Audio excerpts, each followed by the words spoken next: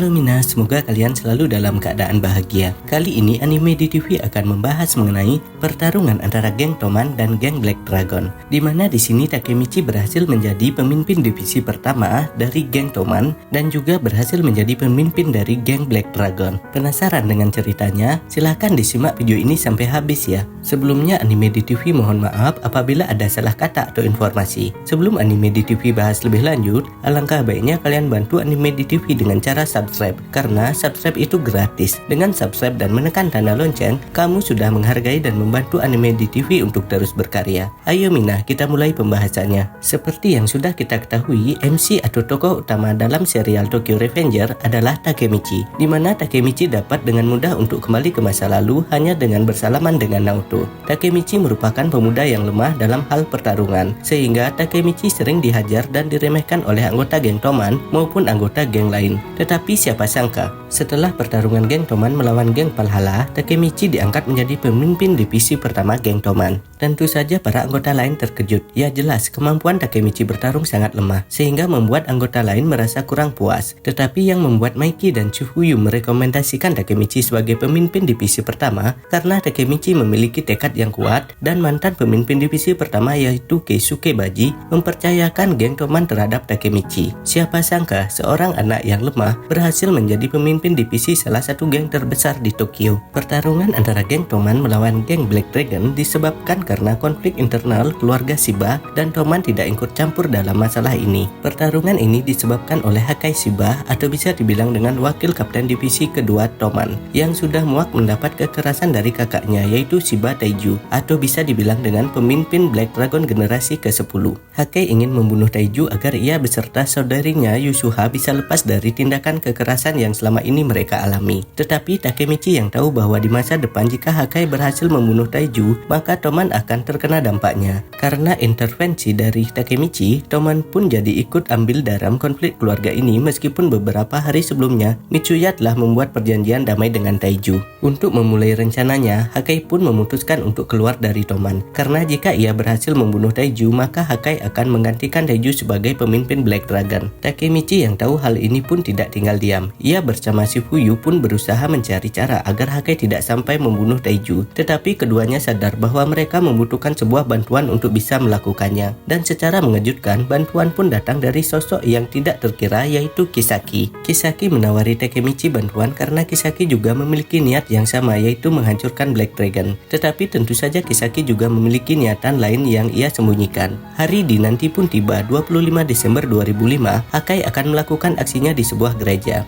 Hakai ingin melakukannya di hari Natal adalah karena pada hari itu Taiju tidak akan mendapat pengawalan dari anggota Black Dragon saat sedang berada di gereja. Takemichi yang juga mengetahui hal ini dari Kisaki pun langsung menyusul Hakai untuk mencegahnya membunuh Taiju. Setelah beberapa saat berdebat dengan Hakai, secara tiba-tiba tanpa mereka sadari, Taiju pun muncul karena telah menyadari keberadaan mereka. Alasan Taiju bisa menyadari keberadaan Takemichi dan Hakai adalah karena ternyata Kisaki telah mengkhianati mereka dengan membiarkan Taiju masuk ke dalam gereja. Chifuyu yang saat itu bersama dengan Kisaki diikat dalam sebuah tiang dan ditutup mulutnya oleh Hanma agar tidak bisa pergi meminta bantuan dengan anggota Toman yang lain. Di sisi lain, Taiju yang sedang diliputi amarah karena mengetahui tindakan adiknya dan keikut campuran Takemichi dalam urusan pribadinya pun langsung menghajar keduanya. Di saat itu, Taiju tengah menikmati menghajar Takemichi. Secara tiba-tiba Yusuha yang entah datang dari manapun langsung melakukan hal yang telah dilakukan oleh Hakai, yaitu menusuk Taiju dari belakang. Tetapi karena Takemichi yang sadar dan berteriak akan tindakan dari Yusuha, ini pun membuat Taiju bisa sedikit refleks untuk bergerak sehingga luka yang dihasilkan tidak cukup dalam. Di tengah situasi yang sedang kacau ini, Mitsuya yang dipanggil oleh Chifuyu setelah tiba melepaskan ikatan Chifuyu pun datang dan membantu Takemichi dan Hakai untuk melawan Taiju. Mitsuya pun berusaha melawan Taiju dengan sekuat tenaga, tetapi karena perbedaan usia dan kekuatan yang cukup signifikan,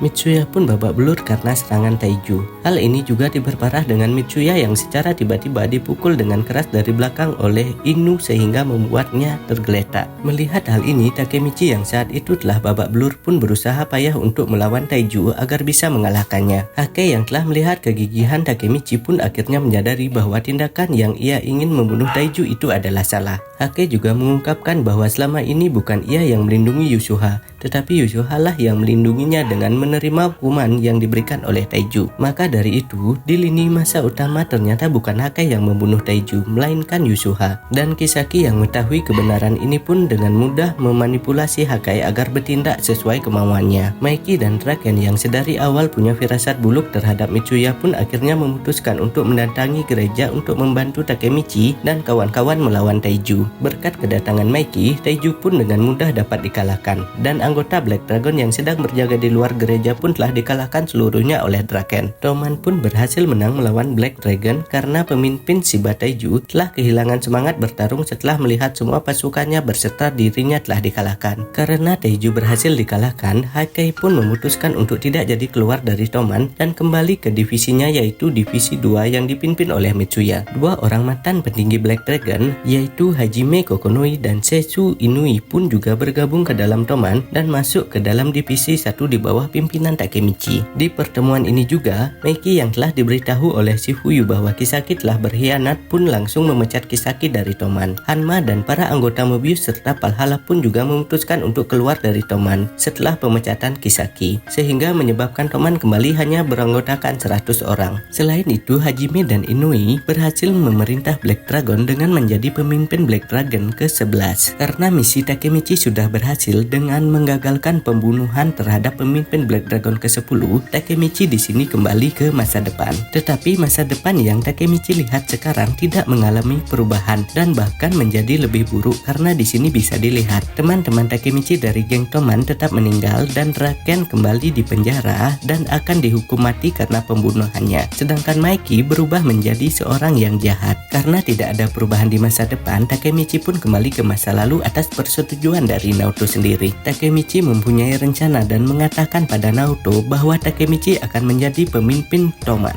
dan menggagalkan semua rencana Kisaki. Setelah kembali ke masa lalu, di sini diceritakan bahwa Hajime Kokonoi bergabung dengan geng Tenjiku. Kemudian Inui mencari Maiki dan mengatakan kepada Maiki bahwa Inui ingin Takemichi menjadi pemimpin Black Dragon. Untuk geng Black Dragon di sini masih berada di bawah kepemimpinan Toman. Jadi seperti itu ya Mina pembahasan anime di TV kali ini. Siapa sangka seorang Takemichi yang sering diremehkan dan dihajar menjadi pemimpin divisi pertama dari geng Toman dan pemimpin ke-12 dari geng Black Dragon. Apabila kalian memiliki pendapat lain tentang pembahasan kali ini, silahkan isi pada kolom komentar. Jadi kita berdiskusi sama-sama ya Mina. Jangan lupa like, subscribe, dan share video ini di media sosial kalian agar channel ini bisa terus berkarya mengenai seputaran anime terupdate lainnya. Akhir kata Anime di TV mengucapkan terima kasih ya Mina. Bye bye.